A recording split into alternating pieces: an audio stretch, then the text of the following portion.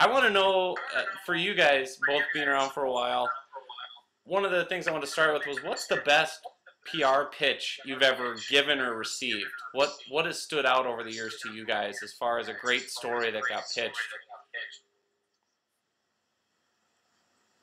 Best pitch ever just came from you, John. When I said I couldn't do this thing because I didn't have a webcam, and all of a sudden one showed up in the mail. Persistence never hurts, does it, Lippman? It's true. Also, having something valuable. I mean, I spent the last little bit of time last night, a little bit of time this morning, trying to think about the best pitches that I've received, and invariably, they're not so much the pitch; they're the information, and they're the understanding of the person on the other end of what elements I needed. And if you just present those elements in an easy, tidy form, help me connect the dots, usually I can run with it. The least sexy, but probably most impressive thing ever was somebody who dealt with that kind of information for years and years. Frequently gave me good stories, gave me stories that nobody else got, gave me first pick of stories. When they came to me later and said, hey, I've got just a little VO on something, I know it's no big deal, I understand if you don't want to run it, and a couple of times those were the sort of things that maybe we run, maybe we don't. Admittedly, I leaned towards finding a place in the newscast almost as payback for that great information that I had received in the past. Never did I put something on TV that we wouldn't want to put on TV. There's a lot of times on a Saturday, this was in my days in sports, and this was, the events were always on Saturdays. There's usually 10 things we'd like to shoot, only 2 that we actually do shoot. A couple times I shot these minor sports that certainly interesting, certainly good content, but if the person pitching it hadn't been somebody with a long history of giving me good stuff, my ears might not have been open to even connect the dots on how it would be good for our audience. Interesting. Okay. John Austin, how about yourself? Well, I'll echo exactly what Greg just said, is that the key to good pitching is to knowing the person you're pitching and have a relationship with. And all of this digital stuff that we have nowadays, where you can spam 300 people and one out of 300 I think it's a disservice. I mean, it's just, the best pitches are the ones where somebody who knows you calls up and says, hey, I read your thing, or I saw your or whatever, and that made me think you might be interested in this, or I know you did this 2 years ago. You do that, it's not like pitching. You're really helping out the reporter because you know his audience, you know his publication, you know the kinds of stories he likes to write. That's the pitches you want to get. Nice. For me, the best pitch I ever did was when I was working for the debt collectors in 2008. We had the economic downturn and everything, and what really resonated was I cold pitched a producer at Fox News Channel and basically just wrote out a whole segment. I mean, did it in a way where I started with the best stuff at the top and kind of went down and said, we can create this segment. It's called Ask Dr. Debt. We're the experts. We're the International Trade Association. Everyone's in debt. Everyone's looking for help. We've got this website, free answers. We can do Skype interviews. We'll come to you, kind of like I did with Greg Lippman, just to get him on this chat. Like, I'll mail you the webcam, whatever it takes. And even though they didn't know me, we turned that into about 16 straight weeks of a segment. And so it really, you're right. I mean, it really is, the relationship building is important, but I still believe that a good cold pitch can get through. I mean, have you guys seen that in your experience? Have you seen a cold pitch work, even though you didn't know the person? Absolutely. I mean, but again, the secret is to invest the time it takes to get to know the reporter and the publication and things like that. I can't tell you how many times I've talked to a reporter who said, Jesus, you actually read my stuff, or you went on my site, or you watched my stuff, and you know that. And that's the difference between getting spammed as a reporter, I think, and somebody investing the time. Um, I recently got a pitch from somebody that I would say was already a B pitch. And while we were discussing the story, and I was already connecting the dots in my head, he mentioned something that Frank Basilero had been involved in the past. And that connected another dot, created a way where now Frank will end up being part of the piece. And when Frank is part of the piece, usually it elevates it both in promotion, elevates it in placement. So his knowledge of our product helped position me again in my mind on how I could do a better job in the story ultimately, and that ultimately is going to help him get a better story too. And actually, it led to an award from the National Association for the Mentally Ill of Minnesota, NAMI, Minnesota, offered to. That's funny that we had a little bit of audio issue when I first signed on. The pitch was that they have an audio tool that they use that creates the experience of having schizophrenia and hearing voices in your head. Wow. And they used this in a live interview on air for me. They played that sound and had me try to respond to my guest job interview as if I were a person who was experiencing voices in my head as schizophrenic. And so you got to hear that on live radio. That was a fascinating pitch to me, and it ended up to be a great segment that was awarded. Very unique.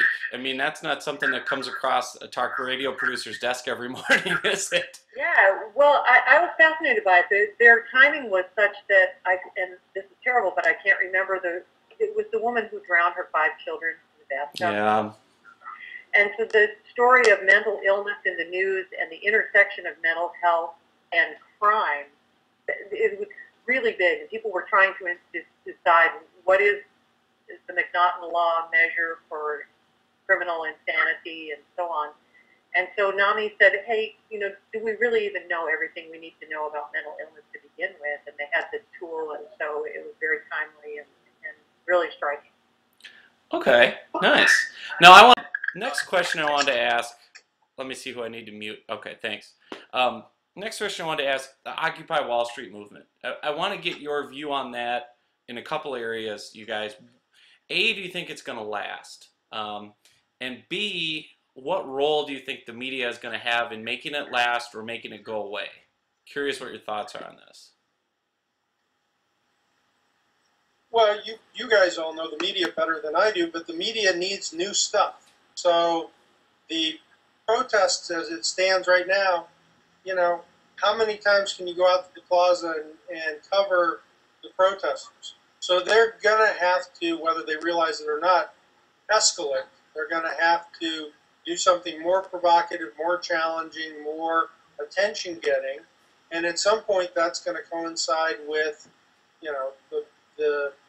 the civic administration's interest in preserving the peace and keeping the city safe. And when that happens, it's going to get nasty, I suspect. So, or the alternative is they're going to back down and disband. So I didn't hear what the mayor said about their permit here in Atlanta. I should have followed that.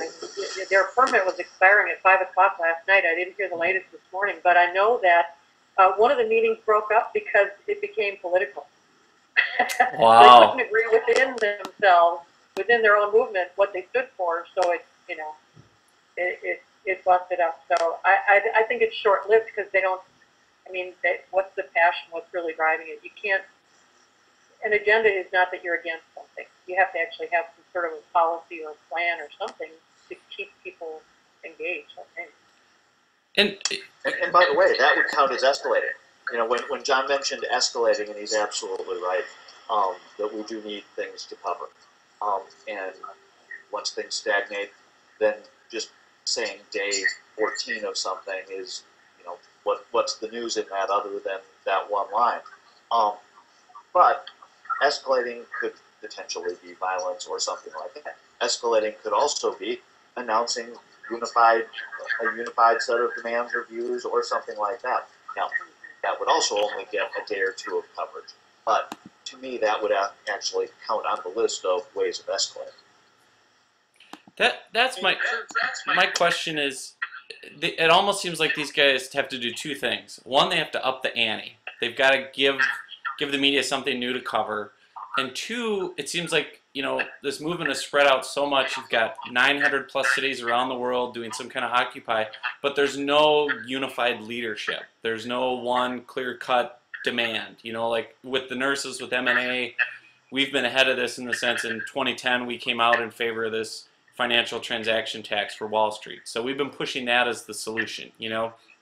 But other groups think, no, it's more about these political issues or, you know, whatever. And how does that happen? You guys, some of you guys can remember the 60s, you know.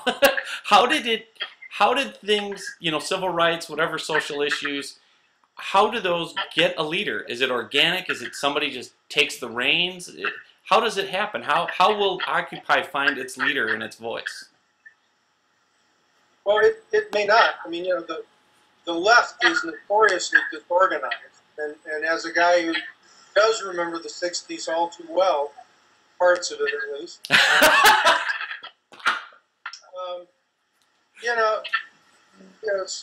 liberal causes are completely dysfunctional sometimes about issues and organizations. You know, but ultimately one or two things will happen if they're going to get a leader. One is somebody's going to start funding it, because if you have money, you know, you get to pick the bosses sometimes. Or two, somebody, you know, some charismatic moment will happen, some Tiananmen Square moment will come, and a leader will emerge from that as well. Are the two ways I think it could pop, but, you know, I think frankly it's more likely it's going to peter out. I'll propose. Be a bummer if they start looking for backers, though, because you probably got to have a bank. Right? Well, from what you hear, Well, but I'm just saying. to Dave's point, though, if you remember the start of the Tea Party 2 years ago, they were a completely disorganized group. You go to one of their rallies, and there would be 45 different agendas there. You know, everything from reinstate the gold standard to out of the UN to whatever it was at the moment. What organized them, in my opinion, was that some people with money showed up and said, hey, you guys, this is a great idea, but, you know, if you want 50 buses to go to the rally, we want to focus on, you know, no new taxes or budget deal or whatever. And, you know, the Tea Party in the last year or so has become a lot more disciplined on message, and I suspect a lot of that's due because it's getting funding.